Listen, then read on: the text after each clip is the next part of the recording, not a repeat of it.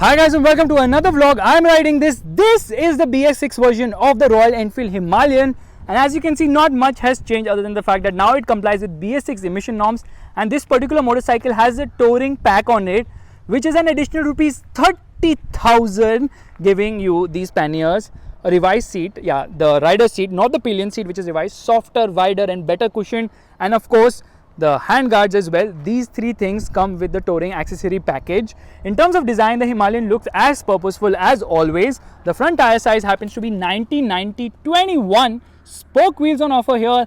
No alloy wheels but spoke wheels and tube type tires. You see ABS is written on the side, which improves the braking performance of this bike. There's a reflector right there and a beak as well to give it that macho adventure look. You've got a big visor as well. There is no LED on this motorcycle. Everything is halogen, whether it's the indicator or the headlight, but the tail light actually gets LEDs. You've got these pipes or whatever you want to call it to mount luggage, which is a good thing. The horn is actually loud right inside, and because this complies with BS6 emission norms, it gets a pre-cat here, and there is the cat at the rear as well, just in order to improve the overall emission levels of this motorcycle, reduce them. RE written on the engine, the RE logo of course. There's a new panel here, says Himalayan right there, Royal Enfield right there. Lot of badging on this motorcycle. In fact, even on the panniers you can see it says Royal Enfield. Upswept exhaust, you got a box section swing arm, rear disc, dual channel ABS, and the rear tire size happens to be 120/90/17s. Vibri brakes. Overall, the look of this motorcycle definitely is ready for adventure. Grab rails are nice as well, and obviously the mounts for the panniers.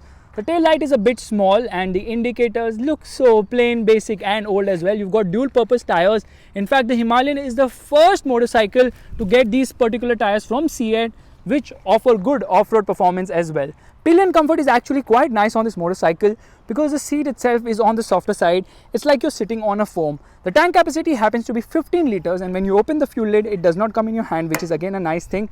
Now the handlebar is not that wide, but it is a little on the higher side, and the seat height of this motorcycle happens to be 800 mm, which means that I can easily flat foot on even a 390 adventure.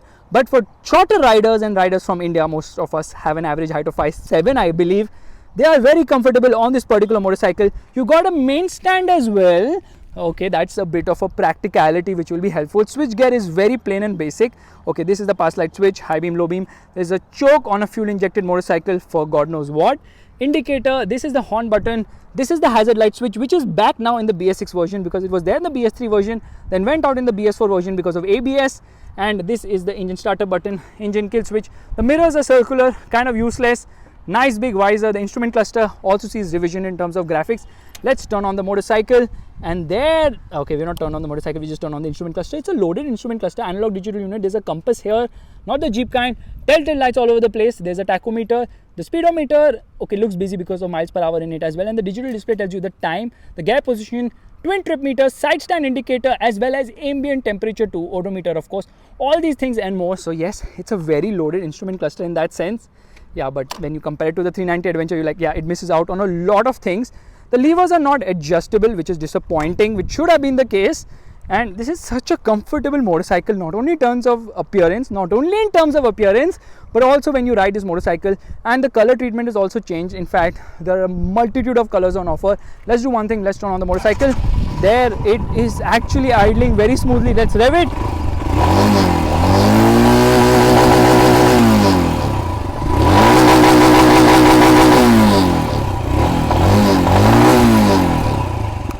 Actually sounds very smooth, and vibes are also well contained. Anyways, let's get riding right away.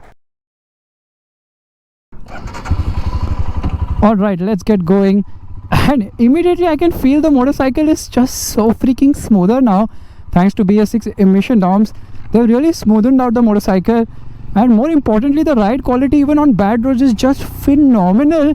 It absolutely glides through the worst of roads. This is a proper off-road motorcycle. You know why? Because they have done a great job with the ride quality of this machine. And of course, the tires are also very nice for off-road situations. When you come off-road through a bump, no problem, absolutely takes it in stride. That's the beauty of the Himalayan. Look here, no problem, just feels so much at home. But then when you're trying to turn the motorcycle, you realize that you've stalled it. Yeah, when you turn the motorcycle, you realize it is just a cumbersome motorcycle to pilot and maneuver because of its weight. Now this one obviously weighs 199 kgs. That's a lot of weight for a motorcycle, and this particular one which I'm riding weighs even more because of the panniers. So vibes are there, plenty of them. Actually vibes are there all through the rev range, but you can't feel them much lower down, and it doesn't bother you either. It's only in the top end now they get really frustrating. The motorcycle gets really very buzzy. This is a 411cc engine known as the LS411. It's a long stroke motor, that's why it doesn't rev beyond a point. Revs till I think 7000 rpm and reaches 100 kilometers per hour in around 10 seconds, which makes it decently quick yet much slower than the 390 Adventure, which is like almost 4.5 seconds faster. Why is the motorcycle stalling again and again? I don't know, no idea. Let's get going. So in terms of performance, this motorcycle is adequate thanks to the long stroke nature of this engine. You rev it and the mirrors also vibrate. Braking performance is nice actually. It's improved without a doubt, but brakes are still not up to the mark. And let's get going here.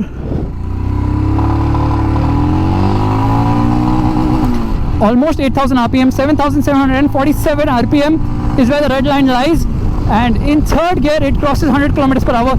A lot of wind blast in spite of the visor right ahead. And oh my god, wind really affects this motorcycle. It is a heavy machine. You know why wind affects this motorcycle? Because of the dual purpose tires. I can feel a lot of the vibe somehow, and the mirror position also changes because of the vibrations. That is the level of vibrations on offer. But still, it is much more refined than before, which is actually a good thing, making this motorcycle much more livable. You can actually cruise at around 80-90 kilometers per hour without any issue, because it feels at home at those speeds. Beyond that, yeah, there's a bit of a struggle, and high speed stability isn't that great. It becomes very loud in the top end. You can feel the vibes on the seat. Actually not much on the seat, you can feel them more on the pegs, and you can obviously feel them on the handlebar as well. 24.3 horsepower, 32 newton meters of torque, but all the power and torque is concentrated lower down. So low end is good, mid range is absolutely fantastic on this motorcycle, and it hits the top end. It just doesn't like going at the top end because top end performance is kind of poor. Top speed is 130 kilometers per hour, which is not that much to be honest. Yeah, pulling it in higher gear no problem because it pulls nice and strongly. The grunt from the motor is nice. The mid-range punch is super awesome. Ride quality is brilliant. Handling isn't that great because this is a heavy motorcycle. You can feel that heaviness around the corners. And high speed stability, I don't know whether to call it high speed or not, because 130 kilometers per hour is where it tops out. With a lot of effort, it won't go there fluidly. Mirrors could have offered a much better view of what's around. So as I see it, the Himalayan has improved in terms of refinement. It has definitely improved in terms of braking, but the braking could have been still even better. Gearbox is smooth shifting, clutch is on the lighter side. Unfortunately though, there is still no slipper clutch on offer, although Royal Enfield offers a slipper clutch with the 650 twins, but not on the Himalayan yet. The pricing of this bike, 2.35 lakhs. I think there are 3 different price points depending on the color scheme you opt for. This one costs 2.65 lakhs because obviously it also gets the touring accessory kit. Now we're going to take a turn, which means that I actually have to put my leg down. The weight is a lot, but still we'll manage a U-turn. The problem is that, you know, the headlight does not move along. So the headlight points in the direction of the chassis, and the handlebar, well, it doesn't move along with it. That's why the handlebar is a bit on the lighter side, still heavier when compared to other motorcycles, and off we go.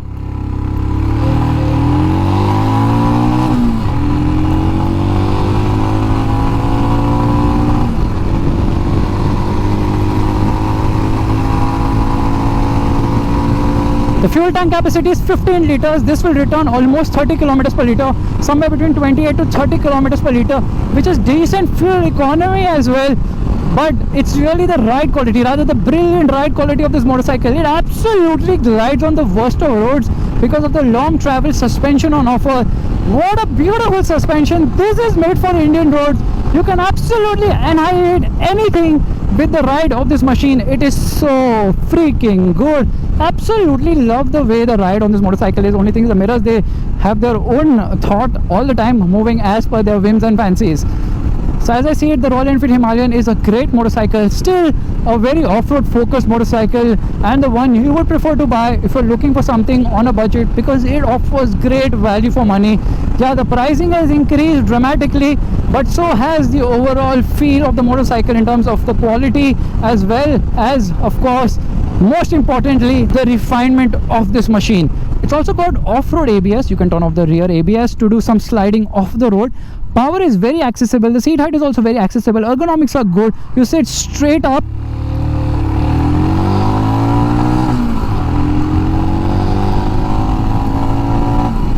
And pilot a nice handlebar, which is a little bit on the higher side, which gives you a lot of comfort as well. The seat is comfortable. The riding position is very much apt for both city as well as highway duties, and I see this motorcycle as a great alternative to other motorcycles at this price point, whether you're looking at the Dominar or the Classic also. This just feels so comfy. Some vibes at idle, but once you get going it smoothens out, and then you hit the top end. Sounds very loud, huh? Actually, the sound of the motorcycle is good.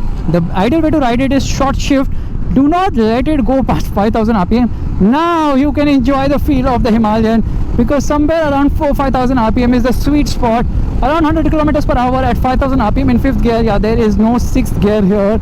It feels comfortable, nice, composed, and just at home somehow. And that is the beauty of the Himalayan. It is a motorcycle which just does not like you to push it. It's a motorcycle which just loves it if you ride it sanely and softly and calmly as well. Yeah, suspension travel is a lot. This is like the hip-hop edition of Mercedes-Benz cars.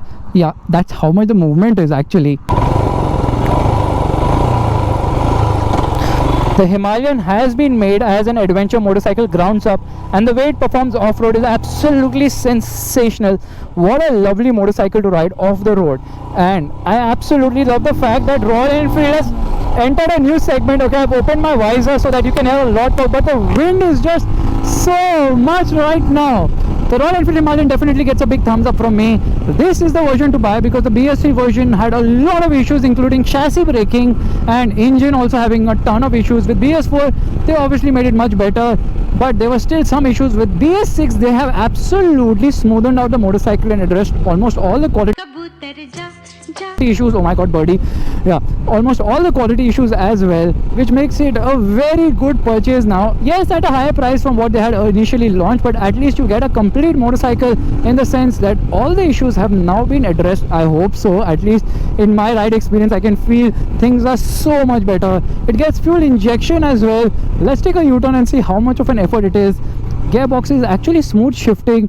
The clutch is also on the lighter side, but you know, it could have been smoother still. I know I'm expecting a lot of smoothness from Royal Enfield, but compared to the Classic and all other motorcycles, this is a very smooth motorcycle indeed. And on that bombshell, it's time to end. If you like this video, you know what you have to do. Give it a thumbs up. That's a like button, and also subscribe to the channel. You can actually stand and ride. This motorcycle is so comfortable when you stand and ride as well. That's how well engineered it is. That's how purposeful it is. Very good adventure motorcycle from my side. Still, people have to take this as the benchmark to make an outright adventure machine. The 250 Adventure will not be as adventure specific as this Himalayan, and it's time to end. Bye bye. नीचे रहता है हमेशा, ऊपर क्या देखते रहते हो?